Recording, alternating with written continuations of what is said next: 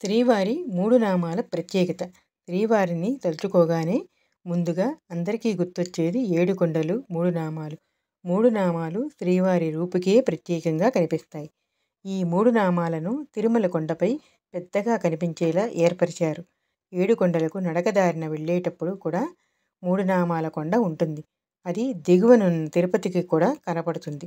శ్రీ వెంకటేశ్వర స్వామి ప్రతి ఫోటోలోనూ మూడు నామాలే ప్రత్యేకంగా కనిపిస్తాయి. అసలు శ్రీవారికి ఈ మూడు నామాలు ఎందుకు ప్రత్యేకం? మూడు నామాలే ఎందుకు అలంకరిస్తారు? మూడు నామాల వాడిగా ప్రసిద్ధి చెందడానికి కారణమేంటి?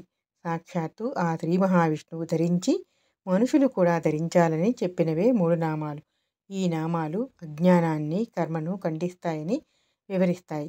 మొదటిసారి రామానుజాచార్యులు స్వయంగా తన స్వహస్తాలతో శ్రీవారికి మూడు నామాలు అలంకరించారట. అలా శ్రీనివాసుడికి తిరునామాలు అలంకరించడం ఆనవాయితీగా మారింది. శ్రీవారికి ప్రతి శుక్రవారం అభిషేకం తర్వాత 16 తులాల పచ్చకర్పూరం, 1.5 తులం కస్తూరితో మూడు నామాలు అలంకరిస్తారు. అవి మళ్ళీ గురువారం వరకు అలానే ఉంటాయి. గురువారం స్వామివారి నేత్రాలు కనిపించేలా నామాన్ని కొంతవరకు తగ్గిస్తారు. అంటే ఎప్పుడూ శ్రీవారి కళ్ళు నామాలతో మూసి ఉంచుతారు. శుక్రవారం ఉదయం మాత్రమే అభిషేక సేవ సమయంలో శ్రీవారు మూడు నామాలు లేకుండా భక్తులకు దర్శనమిస్తారు.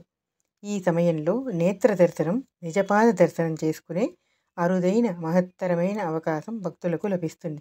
శుక్రవారం అభిషేకం తర్వాత మూడు నామాలు అలంకరిస్తే మరలా శుక్రవారం అభిషేకం సమయం వరకు ఈ నామం అలాగే ఉంటుంది.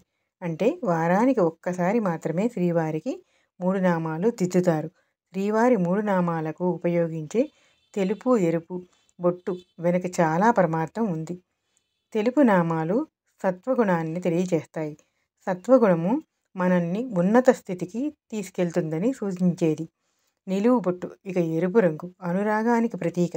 అంటే ఎరుపు లక్ష్మీ స్వరూపం, శుభసూచకం, మంగళకరమైనది. కాబట్టి తెలుపు నామాల మధ్యలో ఎరుపు చూర్ణం ఉపయోగిస్తారు. శ్రీవారి మూడు నామాలకు మరో అర్థం కూడా ఉంది.